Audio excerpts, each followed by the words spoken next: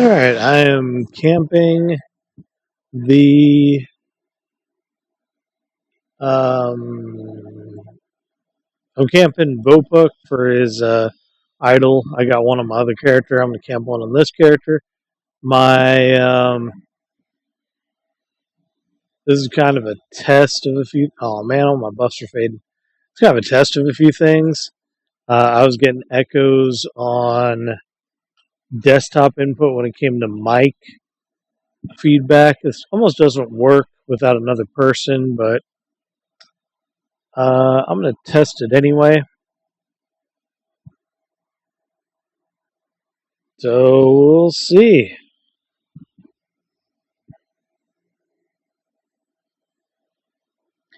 Turns out these guys can, even at 41, can actually do enough damage to whittle you down. I actually started out somewhat injured because on my way up here, I decided to try my hand at the Eastern Commonlands Griffin, and I killed him, but it was rough.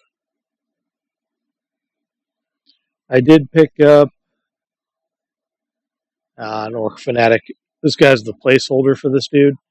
This is actually not a bad little camp. The idol sells anywhere between like 500 to 700. And a lot of the like little items I want are around that price, like the hit point rings and uh, imbued granite spalders and some other stuff. So this is just kind of a little thing. It's nothing in comparison to um,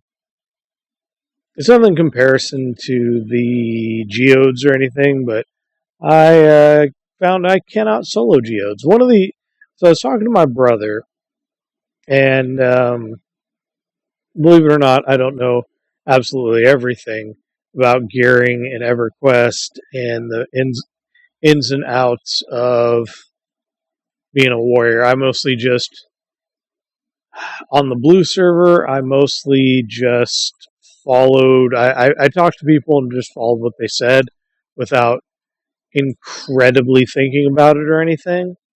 And now I'm asking around and I'm thinking like, okay, why is this way? Why is stuff the other way? And while I got the Incarnadine breastplate, which bam, pretty good. Um, the item that apparently is like a big game changer. It's not quite the fungal tunic, but it's something.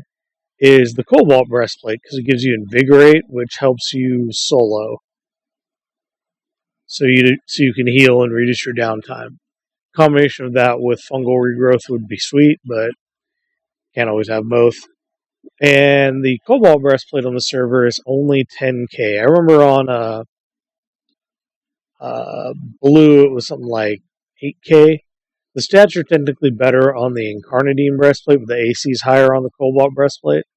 And I think you can, as I found out, the Incarnadine breastplate doesn't proc till 50, whereas the Cobalt breastplate procs at 45, or not procs, it's clicky at 45. But I kind of need both of them. Like the Incarnadine breastplate is perfectly serviceable at this, and it has Gather Shadows, which will be useful later when I want to do kind of obnoxious bullshit. So, but that's, I keep saying like later, like it's like later, but realistically, it's not that far off to 51. I've been putting a lot of time on my Paladin though. And I know you guys probably have heard some of the stuff and some of these things. We get into these discussions about stuff, and the guys I hang out with, they're good people and everything. They say some kind of like harsh stuff because they're from the South, but no, they're not racist or really sexist or anything. So, um, it's I don't know. I'm kind of an easygoing guy these days. I think everybody's cool. But anyway, back on to EverQuest. I've been doing the two-hander. This is a really lackluster. Like it just doesn't feel very barbarianish. It's a stick, but that's 3137, and that is very good. I also got this from No Bono, the Zealot's Incarnadine sword. He picked it up in Sebelis, I think, and in my way, it's one of my favorite weapons from Classic. I had one on I think it was a Shadow Knight for a bit, and Soul Bond's a nice little proc. I don't think it procs till 50 either. Got these guys for tanking. I should just use two clubs, but I haven't seen any clubs for sale. And my rando soloing weapons. Got that one, I think, also from No Bono. And this is something I keep around to get my piercing up. I kind of like to collect like unique warrior weapons for funsies. I kind of want to pick up Fellhammer. Got my Tooth of the Great Divide, so I can start working my way through, slowly working my way through all the stuff in Velios. Found out that I'm not KOS to Giants, which is fun. I'm going to have to mess with that. I'm not going to video that because it's going to be more boring than this. This I'm only videoing for like a few minutes, I guess, or a little bit before I go to bed because the insomnia kind of hit me harder than I like. Plus, I know the cat is he's gonna he's gonna keep me up. He's been doing this thing lately. I think he's been getting cold at night. Placeholder. He's been getting cold at night because he will like wake up and immediately glom onto me for cuddles, and he jumps on my bad hip and it wakes me up. Although it's not really a pain thing. I think there's something just wrong with the nerve in the bone because the hip's fine, but I've noticed that like if I bump it or something, or something like my cat jumps on it, it just feels weird. Like it's like an odd sensation compared to the other one. Like I'll sleep on my other side and I don't give a shit. So there's like this little blind spot. So I'm kind of paranoid because back in the days of early blue with camps, you had to be very proactive in how you defended your camp. This is like back in like 2009, 2010. You had to be very proactive when blue first opened on your camp because people would be like, oh, you jumped down for your camp spot, or oh, you moved over here, therefore you signaled that you're giving up your camp, or some other stuff. Like it was like they used to make these jokes about P99 being lawyer quest, where it was like you had to like finagle the server rules to get camps and people. Is where like I kind of like because I'd heard the term poop socking. I think back in the day, like it sounds familiar, but like they dialed it to 11 on that. But the blue server got better. I actually didn't run into that many assholes. You'd occasionally run into some, but it actually wasn't that bad. And here hasn't been bad either. Here's been generally better than as far as populace than blue, but then blue isn't bad either. So I don't know. Some people talk about how, but some people talk about all these things that happen, but it's like you're gonna run into assholes in every walk of life, even in video games, especially. So I don't know. I don't know.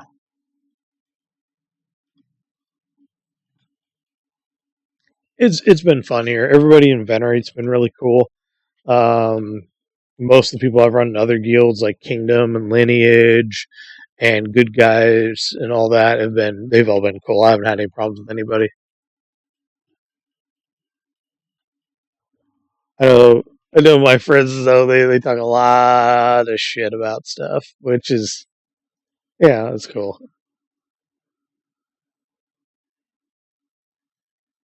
Back on live we used to run into a weird mix of people because there were assholes on live. People were like, oh no, there weren't a lot of assholes.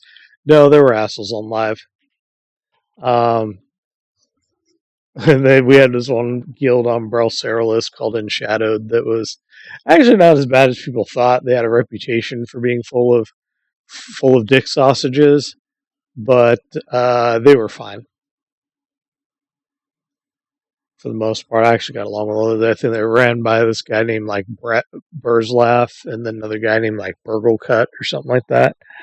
Yeah, it was okay. I don't remember the name of the guild though that like leapfrogged us because one of the things that really burned me out in the Planes of Power era for raiding was the flagging. And you could do all these other flags, and some flags were optional, some flags weren't. You could like do all these flags. And you had to get like Plane of Invention, I think either Crypt of Decay or Plane of Valor.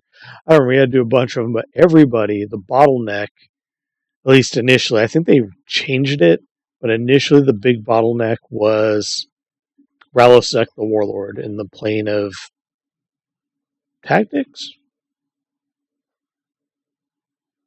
I don't know. That shit was 21 years ago. But you had to kill him to get the flagging so you go to elemental planes. He was your bottleneck. And people would wait, like guilds would come in with like some guy who could like call people in or a scout or something in the zone and wait for people to start clearing trash for Ralos Zek and start clearing all this stuff, getting it all out of the way and do all this stuff, and they would just like start rapidly ingressing in and then leapfrog you and go and engage. And that shit was frustrating as fuck. And we had multiple times. We tried like I think it was in Poison Arrow, which is one of the like top rating guilds on there. They were allied with like Watchers and Silent Redemption. We'd get leapfrogged, and because we were trying to do it ourselves, a lot of them were already in elemental planes at that point. We were trying to get up there, and we get leapfrogged, and we did multiple times. We were like, "Fuck it, ooh, backpack guy. All right, I'll take it." It was rough. I did not enjoy it. What sucks is but this is gonna show how fucking old I am. So by the time I got really into raiding, and I was getting really good at the invasion of Iraq had happened, and the op tempo and my unit had gone up a bit. We did the changeover from Malsec to Mouse 24 and became a full operations unit and all this other stuff. We'd kind of been an operations support unit because it stood for Marine Aviation Logistics Squadron Element Kaneohe, and then MALS was like the official thing later as MALS 24 because we were like a mini MALS and then we were supporting missions. The op tempo changed. Like things were too busy for me to keep raiding. And I definitely couldn't bat phone. And for the most part, a lot of them were pretty cool because I was like, yeah, I can't bat phone. I'm in the Marine Corps. I'm like active duty in the Marine Corps. And they're like, oh shit, okay. But there were a lot of people that were active duty in the Marine Corps playing EverQuest. What the fuck was I saying? So yeah, Planes of Power was a lot of fun. It was one of the things I was thinking about with the Quorum server was messing with it, but then they were telling me there's like instancing and they were trying to do like a modern twist on EverQuest to like get rid of bottlenecks and inconveniences. And I almost want to try it to see how it feels, but it's not going to be classic EverQuest for me, not really. But I have a lot of fun here. Me and Rylan were joking because our memories of Luckland were so fragmentary that like I feel like I was only in Luckland for a bit, and then we were doing like Planes of Power shit. But we were talking. The reason we were talking about it is AC here and how you deal with fighting guys is really weird in this compared to other stuff. And case in point, you used to back in the day, AC, especially AC, mattered.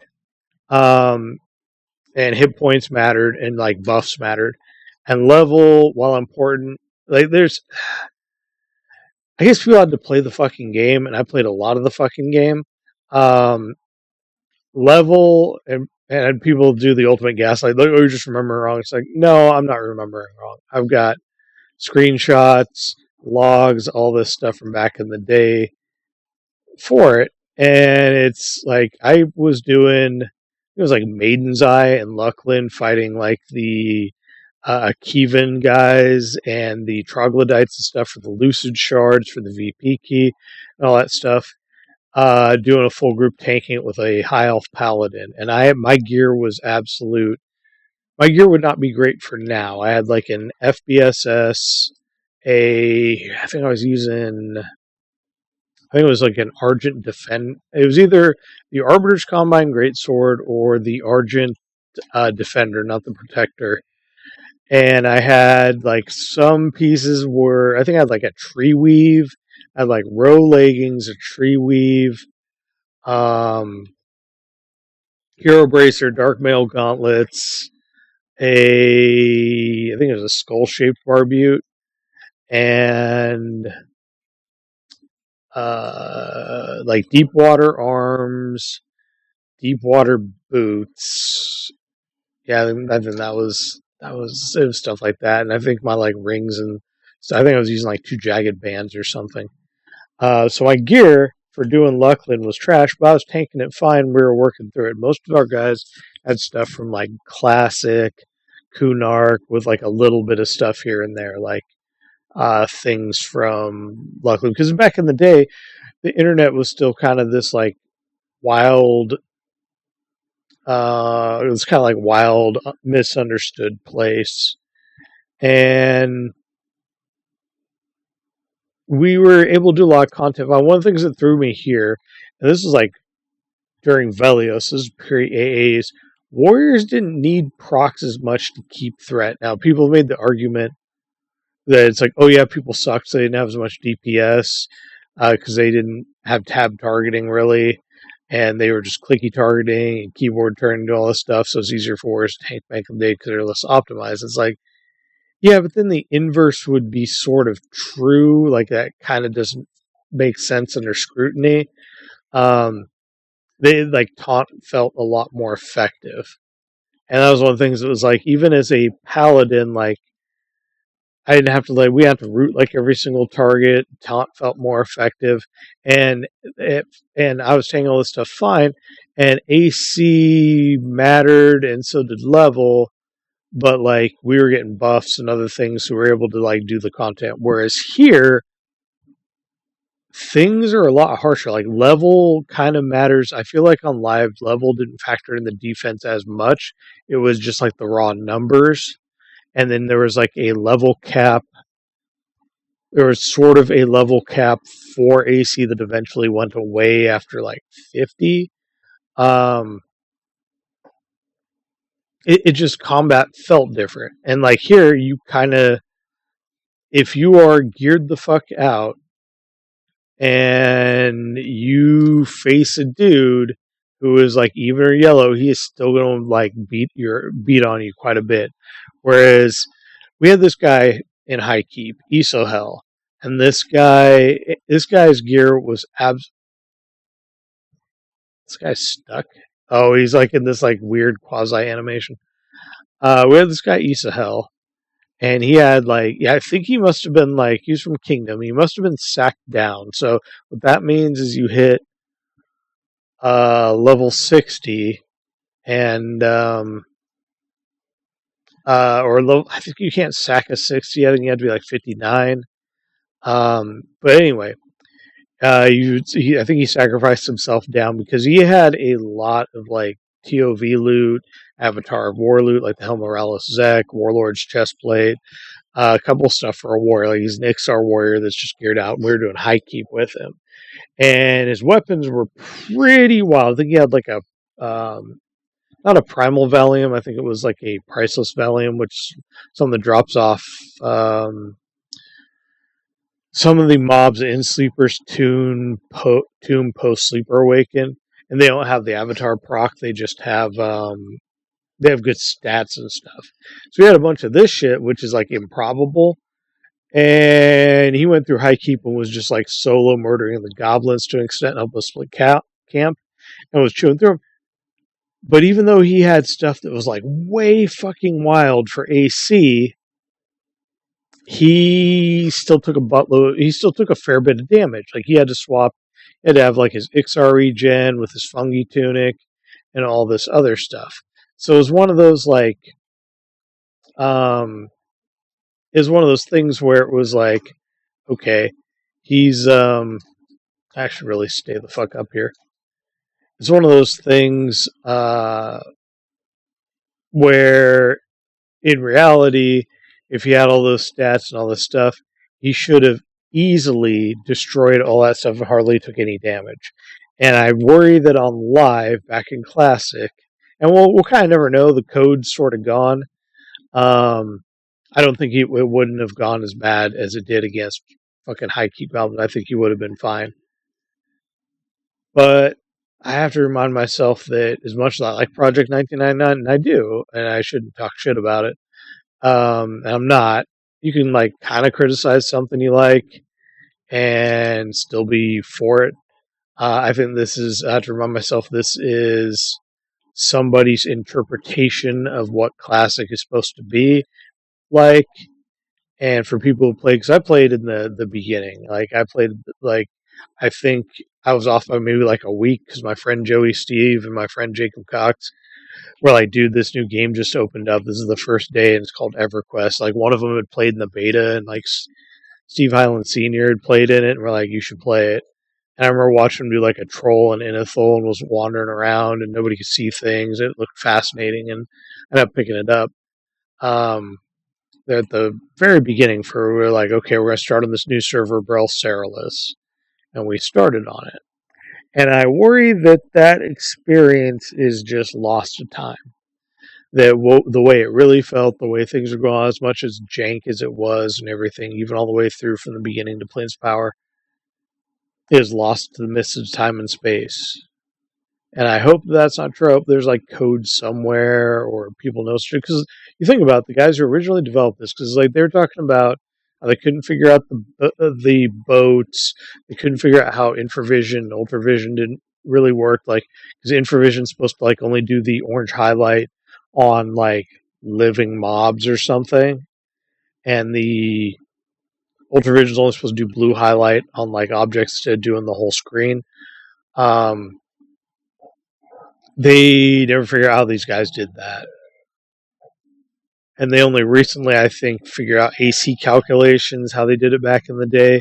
But they had already done a system here that was close enough to get a approximate simulation. Most of those guys that programmed, well, the point I'm getting is most of the guys that programmed it back in the day are either dead, like Brad McQuaid, or they got to be in their 60s or 70s. Like, they got to be, out of the game at this point. So I don't know. It's kind of a retrospective in a sense. So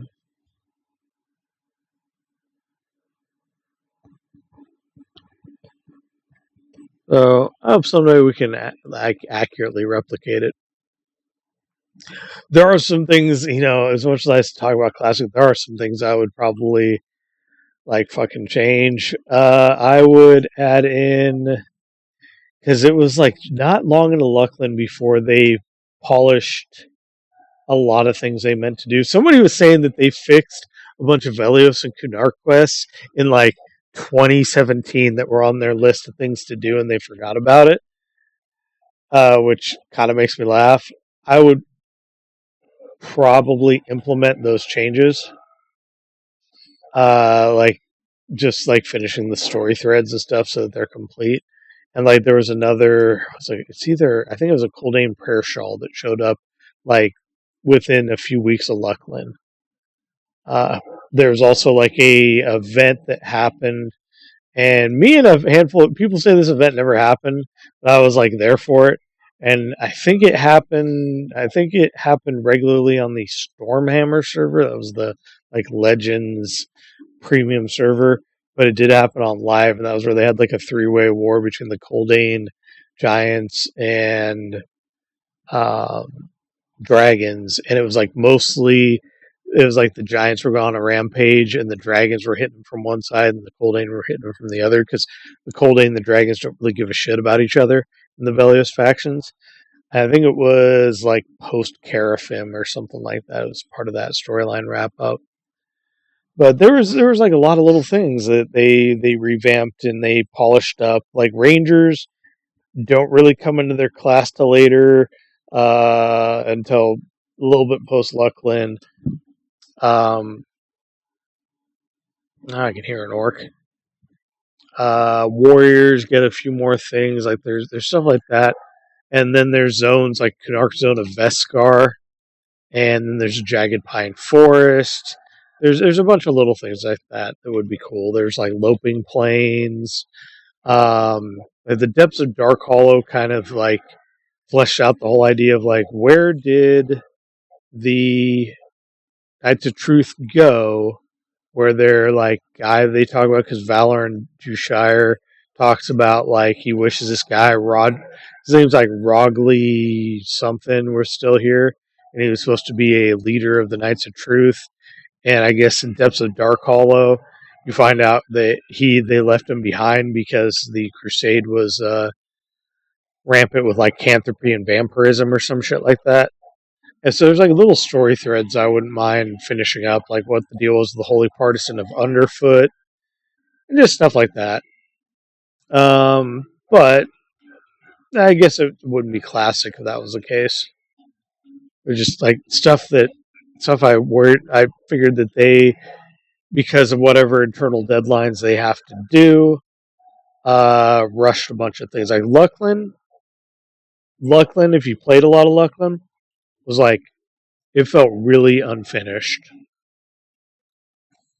Like some elements were good, but then you have weird shit like Grieg's End. You had like Vexthal was kind of bolted on afterwards.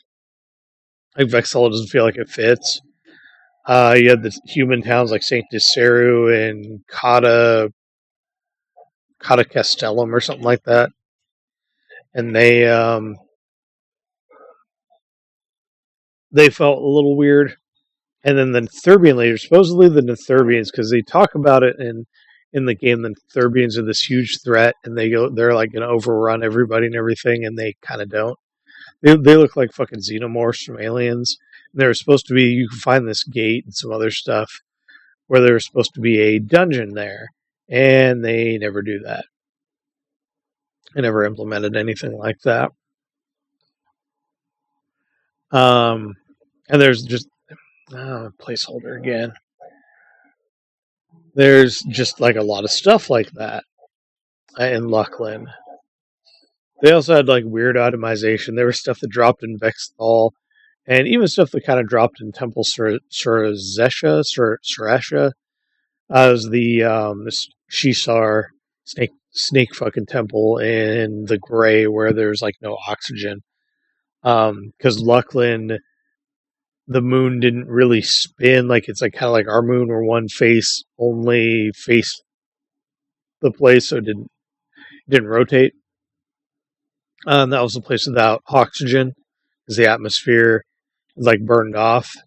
And then like Catacastellum was, and some of those places had more undead because they were working on the dark side. Then like I think it was like Maiden's Eye was supposed to be like the darkest spot. Okay, and then like the darkest spot was like the old city of Akiva that was destroyed, and then the new city of Vexthal. So there was like a Akivan civil war.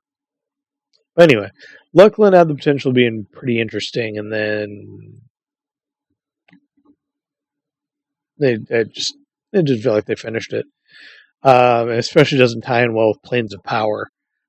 Planes of Power was like jumping the shark of power, and they dialed that up too much 11 because it's like, oh, we're gonna kill all these like every god out there, and then we're gonna go and like do weird time stuff, and uh,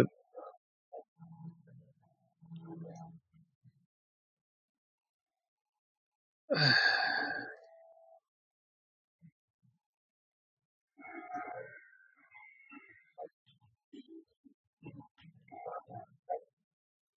hell is the guy talking about?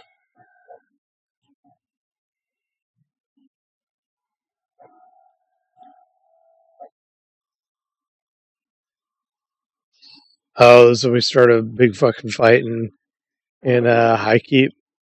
That's funny. SO Hell's this dude like over here. These guys, K-Roll, I've grouped with him. He's cool. SO Hell's cool. He's the guy I was telling you was like a huge twink. Zal, how okay. Zalek, I've grouped with all these guys. I've grouped on my paladin though. They probably don't know that I'm also this guy, but it doesn't matter.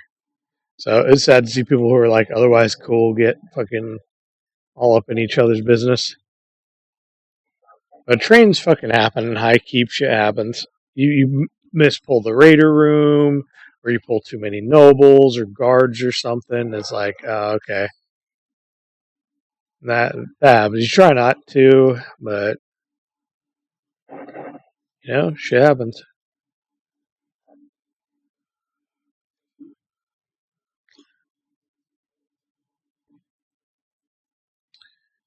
So yeah, Planes of Power was a part where they had kind of jumped the shark by killing all the gods and doing all this stuff, and doing this time thing. That is like, where do you go from here? Like, you've gone all these planes and like literally killed the deities to give you power. So what do? They kind of wrote themselves in a corner, and it kind of went weird after that. It's like, oh, we went to all this. Now we're going to deal with fucking troll pirates, the pirates of Gunthak, and the legacy of Kesha. It's like, all right, that doesn't have the same gravitas or the grandiose stuff than killing gods in outer planes does, because that was always the wild D&D fantasy that you were so powerful that you could like demigod your way into power and success. And it's like, okay, they kind of went overboard on that, but that's okay.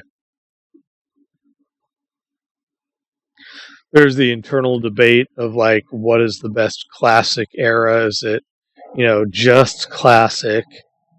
Is it because nobody says like classic should just Kunark is the best. Like nobody wishes to be that. But then it's like, okay, it should have stopped at Luckland. It's like, no. Then it should stop at Velios. And Velios, a lot of ways, because they're releasing the sleeper with Carafim. Carafim, the crystalline dragon from these two dragons created this dragon. He ended up being a total monster.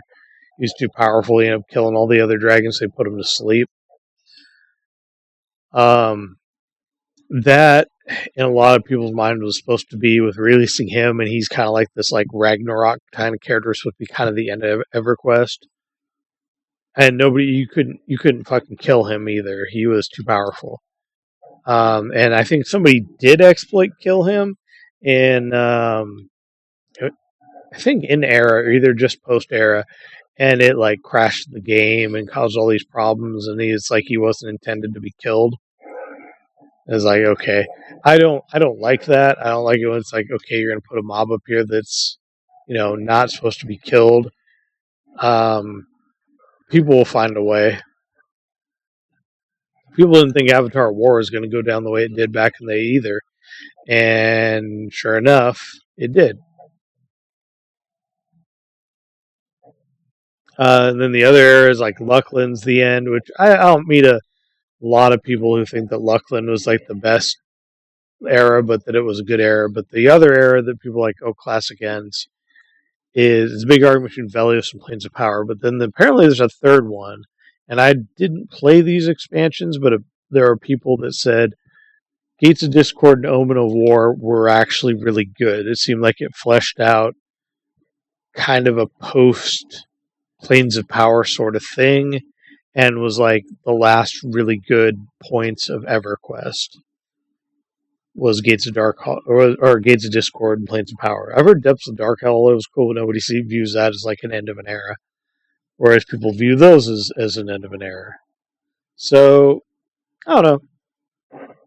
It's that's just a rusty. Well, that's just mace. So it's like this internal struggle between neckbeards. What was the best ever quest? And it's the one you enjoy, the one you play, and the one that makes you stick around is the real answer. Like people are gonna have perspectives on everything, and it's like, okay. I always thought that I'd go back to EverQuest at some point and mess around with it. And I think I did for parts of Legacy Kesha because I remember doing it with my buddy Joel. A little bit, he gave me this like mystic coated doll breastplate, and I only logged in for a week and then logged with it, and I felt really bad about that.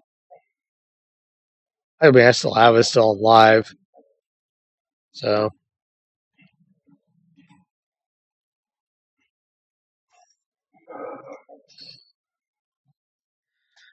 all right, I'm gonna do something risky. I'm gonna take a little leak and see if somebody steals my camp.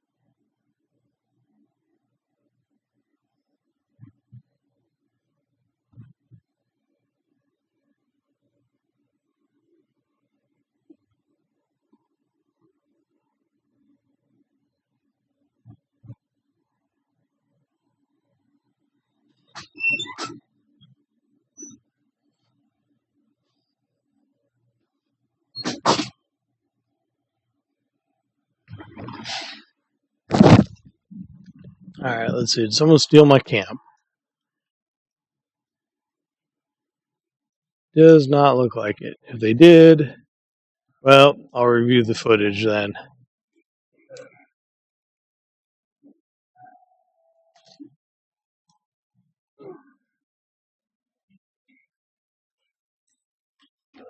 So yeah, I like P99. It's an interesting era. Placeholder. I enjoy the faction interplay. It's one thing that World of Warcraft kind of screwed is they made the factions too like pointless in between things, whereas the factions, the interdynamic between the factions where you have to make hard, meaningful choices, and it's kind of difficult to recover was kind of a big deal with these. Unless you did dragon and then giant, because dragon or no, unless you did dwarf and dragon, because they don't really give a shit about each other. Um, Supposedly it's possible to do like all three, but then like what are you gonna do for raids? Because like the faction hits you get off of like statue, armor, avatar of war, Yellonak are massive. So unless you were like super max ally, killing those guys a few times will make you like hardcore KOS.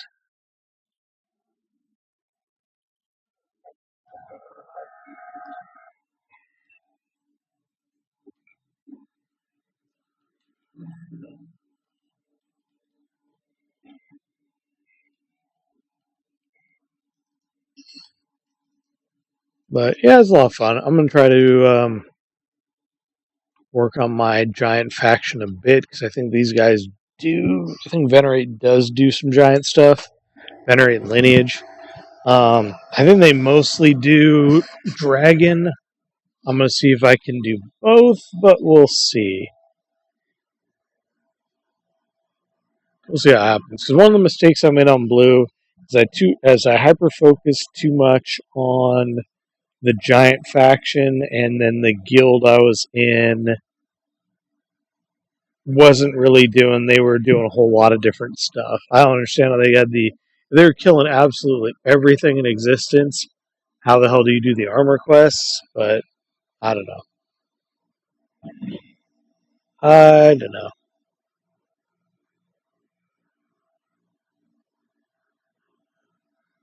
But I find that maybe it makes me an EQ hipster, but I find the giant faction interesting because at the end of the day, the Giants are kind of right about because they're like, oh yeah, the dragons are up to no good.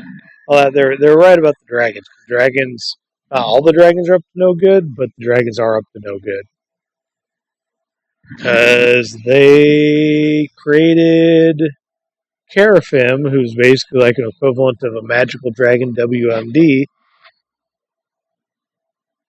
and then kind of lied about it. So that is that's some shit. They're kind of wrong about the Coldane, although I understand in EverQuest 2 the Coldane become like a major power in the region.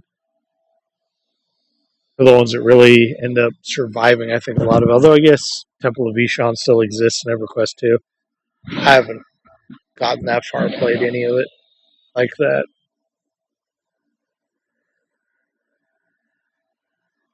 So yeah, anyway, Old Man Yells at Cloud. I do like Velios, and I plan on doing some more of it this time around. People probably ask, well, why did you move to the green server? I was like, well, I want a fresh start. But then when I originally moved to it, I was playing with it. That was just prior to COVID because it released in like October 2019. I was playing around with it, and then my mother died very abruptly in November, like exactly on November. It's like 10th or 11th. It was like right on Veterans Day, and so yeah, I was hiding behind the tree.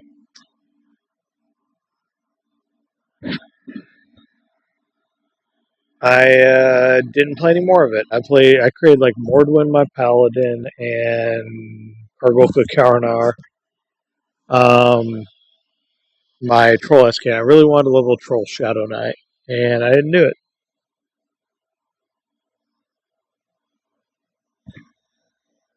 I still can, but I didn't do it back then. I just didn't get back into it. Now I'm back on this. I could have done blue, but at the time when I was messing around with this was like way more populated.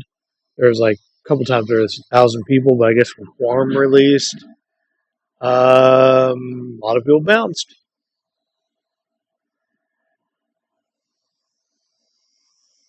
But even so, at peak, I've seen it get as high as like 900. When they had the like double XP weekend, I saw it getting like the 1,200 range. When Green first launched, they had so many people that they had to spin it off and have a teal server. There was something like 4,000 people on. It was pretty wild. Oh, god damn it. Dude's still hiding behind the tree.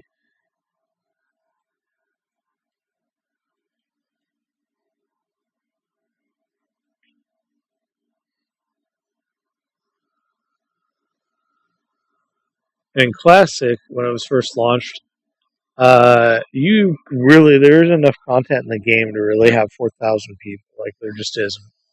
So I've spun off a server there is now. You kind of could do 4,000 people. Kind of.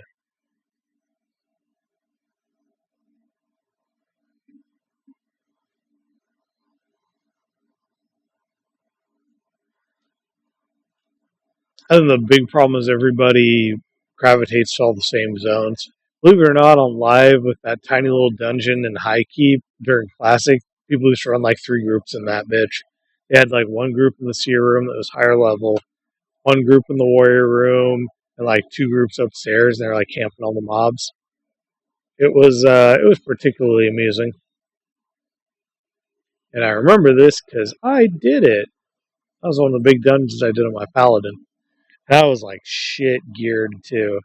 Um, Although I guess for that place it wasn't too bad. I was like rocking like a shiny brass halberd, like full small bronze, and then like some jagged bands I got out of unrest, and it was not great. I remember when I first did this place. I did high pass orcs for like a while. I remember I skipped school to do it, and I think my character was wearing like full leather and had like a fine steel two hander or something. And we were able to do it. It just wasn't, incredible. Now, I don't know.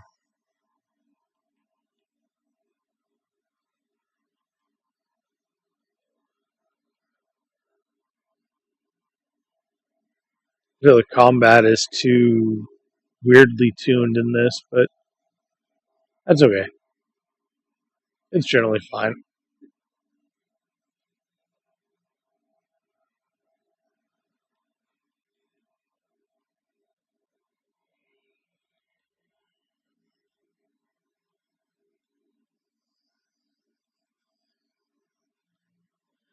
I was torn between Incarnadine Greaves and Gardenine Leg Plates. Leg Plates have kind of better, more AC.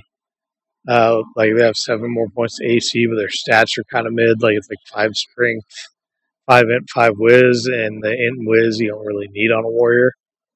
Whereas the leg plates have 18 AC and like 6 stamina, 6 agility. And 6 agility wouldn't be terrible, although it's not really that valuable either. It's one of those like padding ones where if you get debuffed, your AC won't take the like negative 60 hit to AC. Because if you go below 75 AC, you take a big hit to AC. One thing's on like trolls, ogres. I think it's like barbarians or something. You want to make sure, or maybe it's erudites. I don't know. You want to make sure you put at least 5 points into agility so that you hit that 75 level. But then having a little bit of a buffer is kind of nice. But I'll probably do the leg plates even though the AC isn't good just because of the fashion quest. People know that the Barbie fashion quest is the true end game. I do need to keep in mind that I should pick up one of those like earrings of essence or one of those electrum sapphire earrings where they're like AC2 plus 35 hit point, 35 mana. Because having just ablative more hit points is above stamina cap is good because there are things like the dragons you fight and stuff like that that will nuke you so ultra hard that having the extra hit points is the way to go. Well, eventually I want to pick up not just a cobalt breastplate. And my big ticket items are like cobalt breastplate, sash of the dragonborn because I have an FBSS, which is probably fine. Um, sash of the dragonborn. I need the incarnadine leg plates. Uh, Probably that earring. Uh, Two of the Velium hit point rings, Velium fire hit point rings, and uh, imbued granite spaulders, and then probably like eye patch of. Oh yes, I am done with this place. That's the guy. You only get one of these. They're lore. Otherwise, people will just stock the fuck up.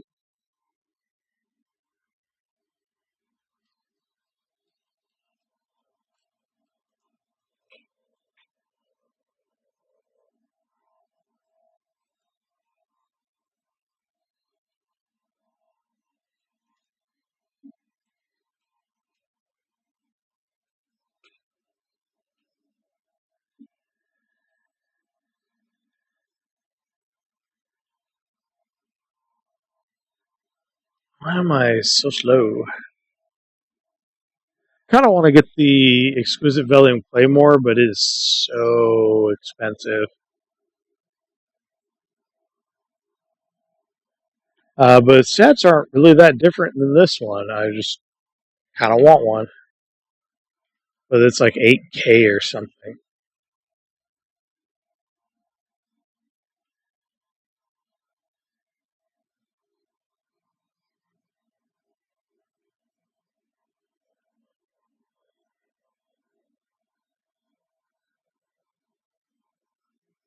See if Captain Ashland is up. Probably is. He's got to turn in the orc scalps too. Weapons are going to be a big thing eventually, because once I hit about 46, I'll have to get a Silken Whip and Staring, Sarnak Warhammer, Frostbringer definitely.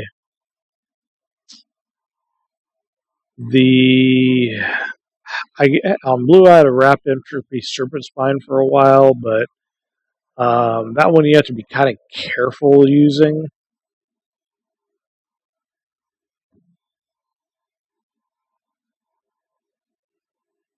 Is Captain Ashland dead?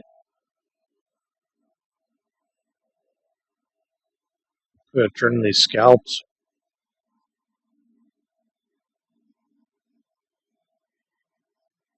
Huh. Oh, well, I'll check again. Maybe I missed him. But I think like Sarnak Warhammer and a Frostbringer will probably be fine for most of my tanking duties for a bit.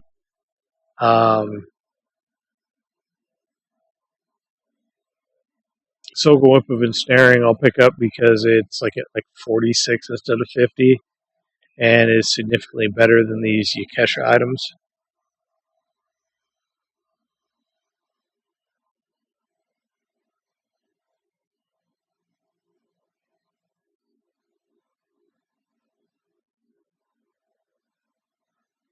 So anyway, I'll go ahead and end it there. This is all just kind of boring, like game wrap up bullshit that I don't think anybody wants to see. Ooh, 11 flat for that. Sweet.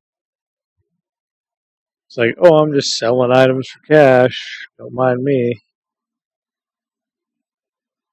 To be fair, as a kid, I thought I would play this game forever. This was like, between this and Baldur's Gate, this game was like hugely fascinating to me.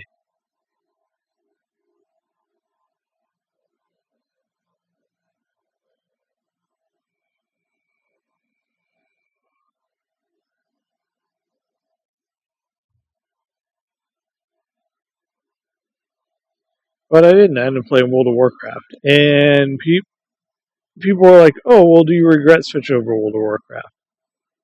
No. No, I don't regret switching over to World of Warcraft. I had an amazing time playing World of Warcraft.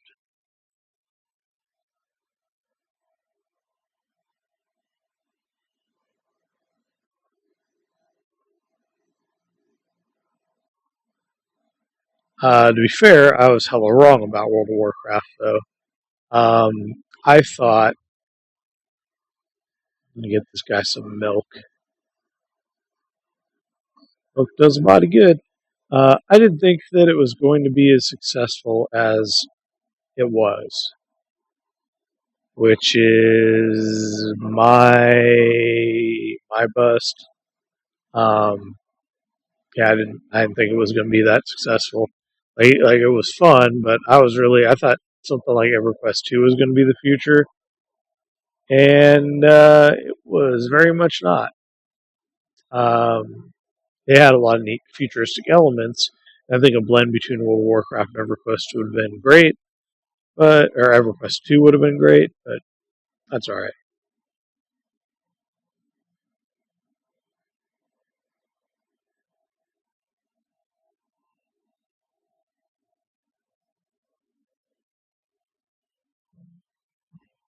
Who the fuck is Captain Ash? He's got to be like dead or something. Someone must have killed him.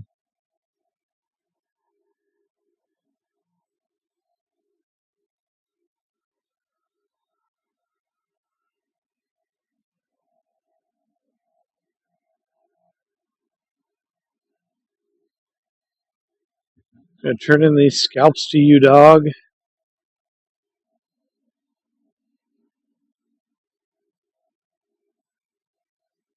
Oh, there he is.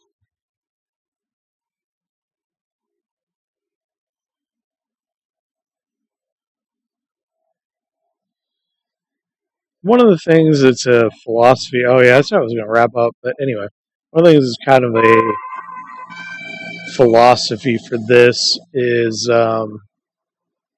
as a warrior, faction is arguably more important because you have less tools at your disposal to manipulate it. I was just gonna go run to the fucking thing. Yeah, go take the camp. Jump up on that hill. Yep,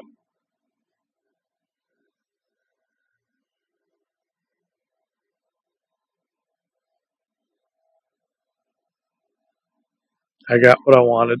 Got a bag, which is cool, and got my idol. So you have to work on factions a lot more so you can get around places so you don't run into too many oopsie situations. Because while a lot of other classes have tools like paladins have roots and blinds and all these other things to mitigate mistakes functionally. Warriors really only have like, god damn it. Warriors really only have like murder it till it fucking dies. Alright, this is not supposed to do this. Anyway, I'm going to call it here, so I will catch you guys later.